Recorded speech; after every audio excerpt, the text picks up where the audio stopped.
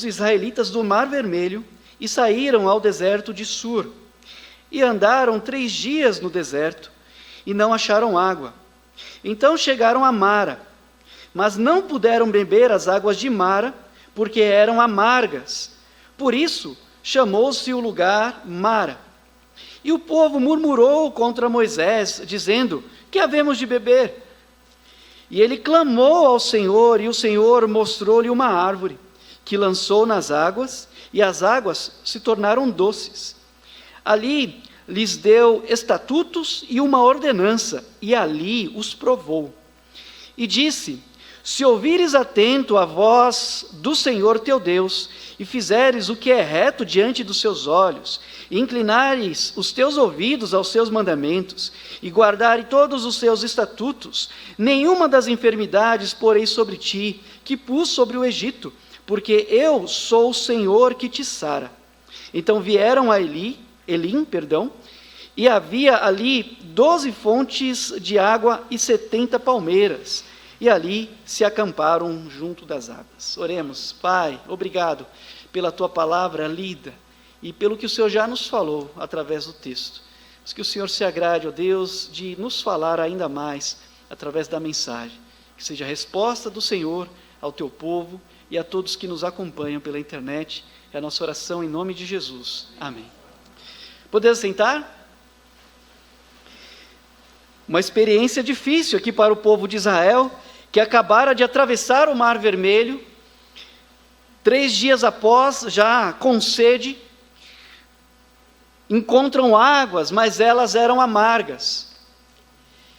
Eles estavam seguindo um caminho que Deus por onde Deus os estava conduzindo. E já no início, encontraram uma situação muito amarga.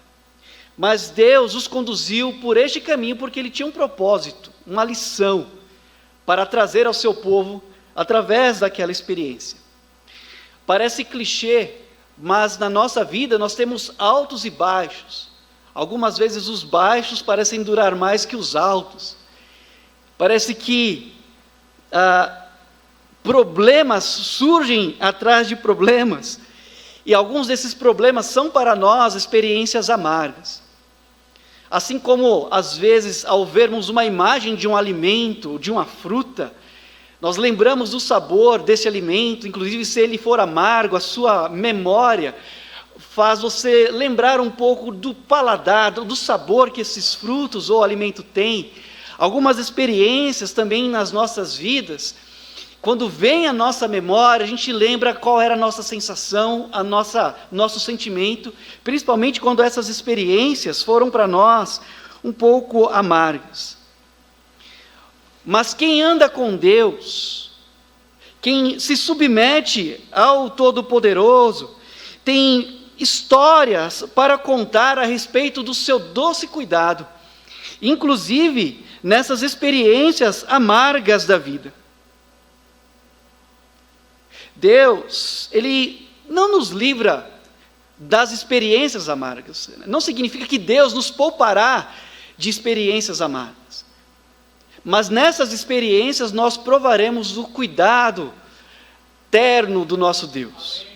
Inclusive, algumas experiências dessas, Deus nos conduzirá a elas, para que nelas a gente aprenda lições, assim como Deus ensinou lições ao seu povo, que inclusive pode ser aplicado a nós.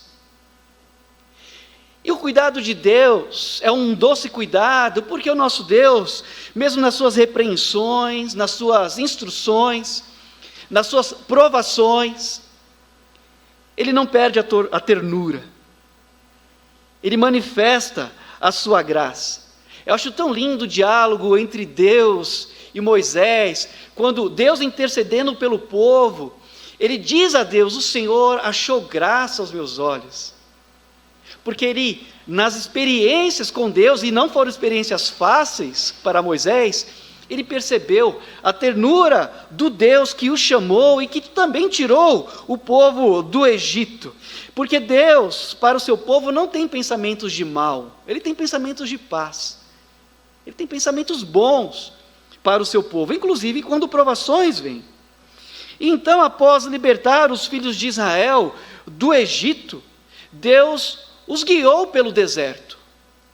Deus os guiou por muitos lugares desconhecidos para eles, não para Deus, mas para eles. E eles tinham um destino, Deus os conduziria até a terra prometida. Mas aquele caminho até a terra prometida seria uma oportunidade de conhecerem a si mesmos e conhecerem ao Deus que os libertou do Egito e os estavam conduzindo até a terra prometida. E aquilo então que foi escrito, como nos diz Romanos, capítulo 15, versículo 4, para o nosso ensino foi escrito. Então nós podemos aprender a respeito de Deus, da sua doçura, e também a respeito de Israel, durante aquela peregrinação e nessa experiência que tiveram em Êxodo capítulo 15, versículos 22 a 27. E o que nós podemos aprender a respeito do doce cuidado de Deus? Em primeiro lugar, Deus demonstra seu doce cuidado através da condução. Deus conduzindo o seu povo por terras que eles não conheciam, por experiências que eles não tinham passado, mas em todo o tempo o Senhor estava com eles, os conduzindo. Eles estavam ali em Mara, no deserto de Sur, porque Deus, de fato, os havia levado até ali. Até aquela altura, eles eram apenas um povo desorganizado, um povo incrédulo, é verdade, e também muito briguento. A sua identidade como povo de Deus ainda estava sendo formada. Eles ainda estavam sendo organizados como nação e como povo. E para chegarem da libertação da escravidão até a terra prometida, eles precisariam da condução daquele que é fiel, daquele que os tirou da escravidão do Egito. E o que é conduzir? Conduzir é ir junto com algo ou alguém pelo caminho, ensinando, mostrando por onde deve ir, trazendo explicações e dando direção àqueles que são guiados ou conduzidos. Sobreviver num ambiente hostil não é fácil, seja deserto ou florestas. Para quem não tem experiência, se para quem é experiente já é difícil, quem acompanha aqueles programas de sobrevivência pela internet, vê a dificuldade de se encontrar alimento, abrigo, muito mais difícil é para quem não tem experiência, que vai passar por um caminho que não conhece. Mas Deus se responsabilizou pelo livramento daquele povo e também se responsabilizou por conduzi-los durante a sua peregrinação. E ao lermos a história de Israel nessa peregrinação, veremos que Deus os guiava através de uma nuvem ou uma coluna de fogo. Quando a nuvem se levantava do acampamento e ia para um lugar, então o povo entendia que Deus os estava conduzindo para outro lugar. E enquanto a nuvem permanecesse naquele lugar, Deus os queria ali. Olha que bonito, que interessante esse cuidado da condução de Deus, se responsabilizando pelo seu povo. E faço uma pergunta: quem tem conduzido os seus passos? Quem tem dado direção a você? Não faça nada sem antes consultar a Deus. Como nos diz Provérbios, não te estribes, não te apoies em teu próprio entendimento. Para Davi, no salmo que ele escreveu, Salmos 32, entendo que Deus respondendo a Davi, ele disse: não seja como a mula ou como o cavalo que tem que se colocar cabresto ou freio, mas ouça a minha instrução.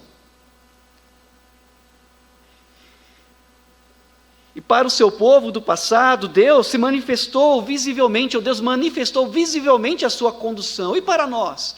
Como nós podemos saber se de fato estamos sendo conduzidos por Deus?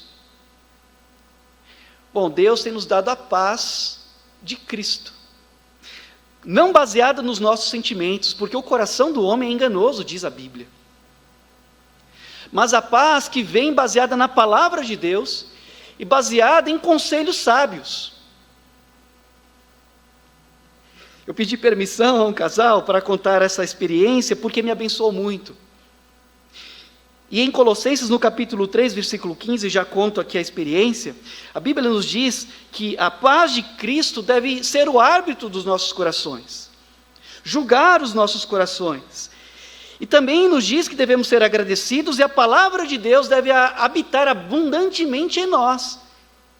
E o texto ainda diz, Colossenses capítulo 3, 15 e 16, que nós devemos nos instruir ou aconselhar-nos uns aos outros. É a maneira que Deus nos dá sinal de que estamos sendo conduzidos por Ele, por Sua palavra e conselhos de quem de fato depende de Deus. E há um casal que temos acompanhado e tem sido uma grande bênção andar com eles e eles conosco, que está passando por uma fase de transição. Ela, a empresa em que ela trabalha, na qual trabalha, está sendo comprada por outra. E ele foi convidado para trabalhar em uma outra empresa, mas ele estava numa empresa há 15 anos.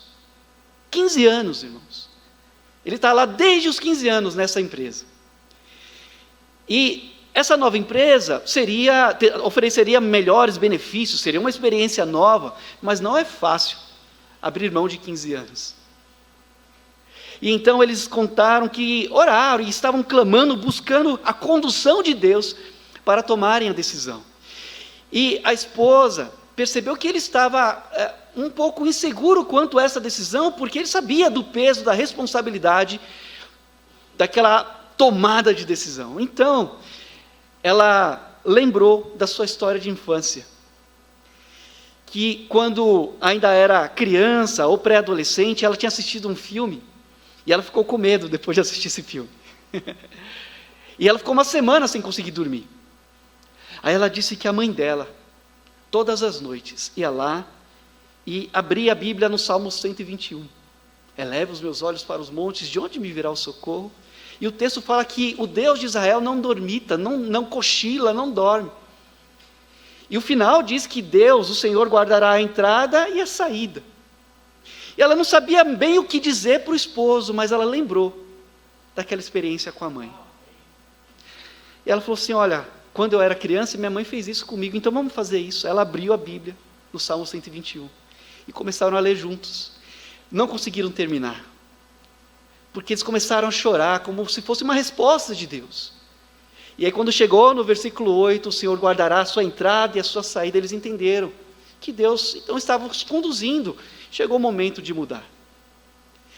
E agora, semana que vem, ele começa nesse novo lugar. Deus deu paz ao coração deles, quando eles buscaram condução de Deus em sua palavra e em conselhos sábios. Então Deus nos conduz quando temos o coração aberto para ouvir a sua voz e principalmente o que diz a sua palavra. Mas em segundo lugar, Deus demonstra seu doce cuidado através da provação.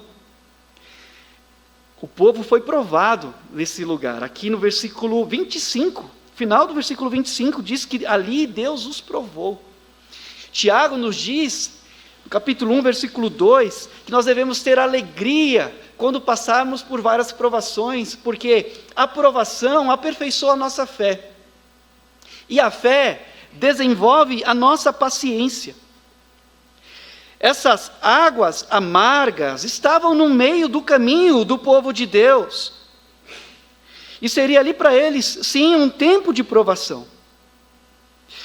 Existem provações que o povo de Deus precisa enfrentar, não porque Deus quer nos punir, mas Deus quer nos ensinar. Há um propósito didático nas provações também. E o que é que nós aprendemos durante as provações? Bom, primeiro nós aprendemos a respeito de nós mesmos, porque a provação revela muitas coisas que estão no nosso coração. A provação manifesta a qualidade, inclusive, da nossa fé. Davi, no final do reino, foi provado. E o próprio Davi orou, o Salmo 139, pedindo a Deus que provasse o seu coração, que esquadrinhasse os seus pensamentos e mostrasse para ele o que havia em seu coração. O rei Ezequias também foi provado. E o que se achou no seu coração não foi agradável a Deus, quando embaixadores da Babilônia foram visitá-lo, depois de Deus miraculosamente tê-lo curado, acrescentado dias ou anos de vida ainda a ele. E ali, no deserto, houve uma prova de coração para o povo. E ficou claro que o povo estava mais amargo do que aquelas águas. Por quê? Porque eles começaram a murmurar contra Moisés, acharam um culpado, alguém para culpar quanto ao desapontamento deles. Mas eles tinham acabado de passar por uma experiência extraordinária com Deus. O Senhor, nosso Deus, os fez atravessar o Mar Vermelho, e na primeira dificuldade, na primeira prova, o coração mostra que eles ainda eram ali corações amargos. E a maneira como nós reagimos às provações revelam o que há no nosso coração. Mas também as provações é uma oportunidade para Deus nos mostrar o que há no seu coração com relação a nós. É uma oportunidade para aprendermos a respeito do caráter de Deus. Nos momentos de intensa provação, então não só a nossa fé é testada, mas o caráter de Deus é nos revelado. E Ele usa então esses momentos para nos ensinar sobre nós e também sobre Ele. E Deus provou para o seu povo que é Ele quem cuida do seu povo, que é Ele quem diz: eu te curo, se você me obedecer, se você cumprir os mandamentos, eu sou o Senhor que te cura. Em terceiro lugar, Deus demonstra seu doce cuidado através da instrução. Instrução. Sem saber o que fazer, o que Moisés fez? Então, clamou a Deus. Foi buscar orientação, foi buscar instrução de Deus. E Deus então disse para que Moisés pegasse uma árvore e colocasse naquelas águas amargas, e então elas se tornaram doces. Ou algumas traduções dizem que elas se tornaram boas para o consumo. E seria inútil tentar aqui encontrar alguma explicação química ou biológica para o que aconteceu, porque ali, irmãos, aconteceu na verdade um milagre. Deus miraculosamente cuidou do seu povo e deu instrução ao homem de Deus, Moisés, sobre o que fazer. Então Deus demonstra seu doce cuidado quando Ele nos diz o que fazer, quando Ele nos dá o passo a passo a respeito das decisões ou das atitudes que devemos tomar diante das situações amargas. E o que significa instruir? É transmitir conhecimento, é educar, é mostrar onde que se deve pisar. E a instrução não foi para Deus mostrar os métodos de como se tornar uma água que não é potável em potável. Mas a instrução de Deus foi ali para mostrar que o Senhor é digno de confiança. É isso que Deus estava ensinando para o seu povo. Eu tirei vocês do Egito, eu vou conduzi-los até a terra prometida. Então sigam os meus mandamentos, os estatutos que eu estou dando a vocês. Faça o que Deus diz e você será bem-sucedido.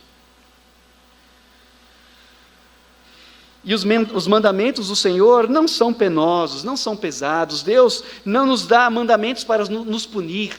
Deus nos dá mandamentos para a nossa própria preservação, para o nosso próprio bem. Porque Deus é doce, é terno em cuidar do seu povo.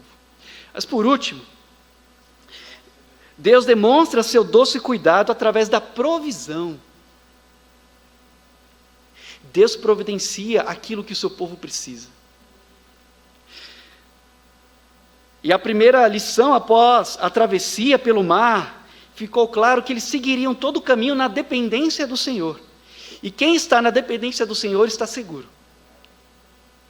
Porque Deus providencia tudo que nós precisarmos. Dia após dia, nós temos novidades, dia após dia, nós enfrentamos problemas, mas dia após dia, Deus manifesta a sua presença fiel, cuidando e provendo tudo que nós precisamos.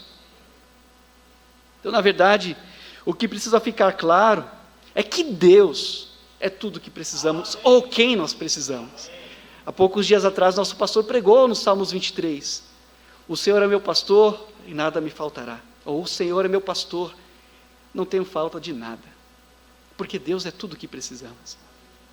E quando Jesus disse que nós deveríamos buscar o reino dos céus, o reino de Deus e a sua justiça, e as demais coisas nos serão acrescentadas, é porque Deus é o que precisamos, e as demais coisas são acréscimos. Então, se temos Deus, Ele cuida de nós, cuida de você, e dará tudo o que você precisa. Na verdade, Ele é tudo o que você precisa. E Ele mostra sua doçura, sua ternura, providenciando todas as coisas que precisamos durante as nossas necessidades. E esse tempo tem sido de muitos temores e incertezas. Mas a Bíblia nos ensina que o justo jamais será desamparado. Então confie nesse Deus, que é poderoso, aliás, todo-poderoso, que é justo, mas eterno, e tem prazer em cuidar daqueles que o amam. Que Deus te abençoe e que essa palavra enche o nosso coração. Pastor.